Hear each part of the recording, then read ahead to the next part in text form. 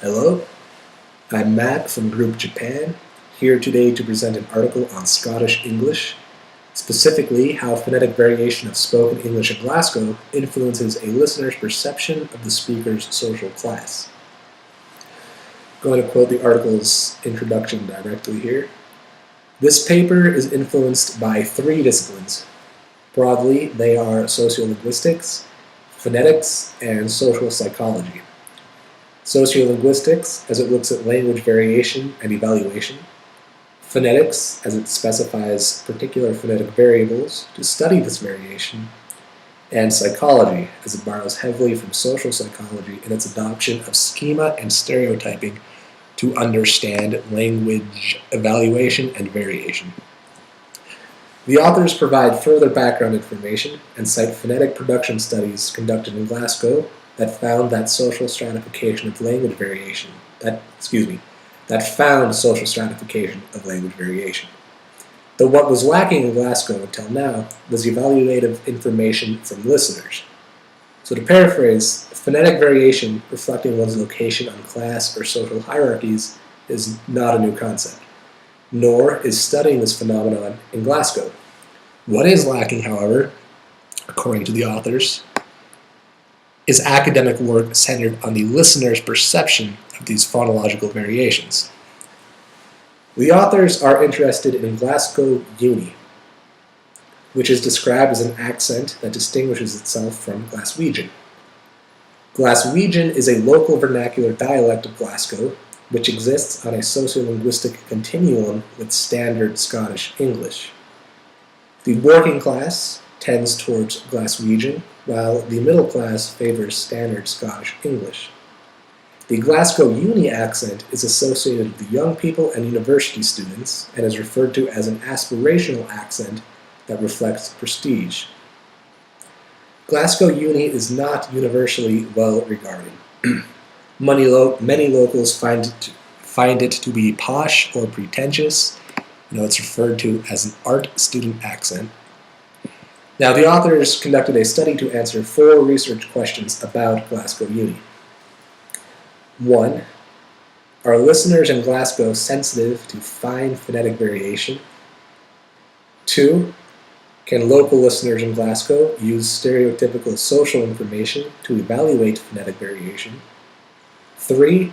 Does social evaluation of phonetic variation vary according to phonological variables? In other words, what features of the sound system are doing the social work? And 4. Does the presence of an experimenter affect the participants' responses? This final question relates to the presentation of the experiment, to whether and or how online participants might respond differently to physically present participants. The study involved recordings of one male speaker, though the participants were told that there were 2 speakers, and were tasked with categorizing the speaker's social status. This was done to remove variables beyond the studied phonetic variation that might be present with 2 separate speakers. 3 phonetic variables of Glasgow Uni were deployed and 1 phonetic feature of Glaswegian. Truthfully, these sounds are difficult for me to emulate. I worked on it for a while, though I decided I'm not going to attempt it for this video. So if you'd like specifics about pronunciation, do consult the article. Rather than ask the participants direct questions about the class of the speaker, researchers used brand logos to construct fictional identities of the speakers, which were meant to infer their class status, citing the fact that in Glasgow people are reluctant to speak frankly about class. We found this to be an interesting decision for the experimenters. It prompts the reader to take on good faith that the local references used are in fact sufficient indicators of class. So one critique of this research is that I'd personally be a little incredulous until further researching these class markers myself, to determine if they are accurate. The results of this study confirmed that, yes, Glasgow listeners are sensitive to fine phonetic variation, and use this information for social categorization in a consistent and predictable way. Another research question was, does social evaluation of phonetic variation vary according to the phonological variable?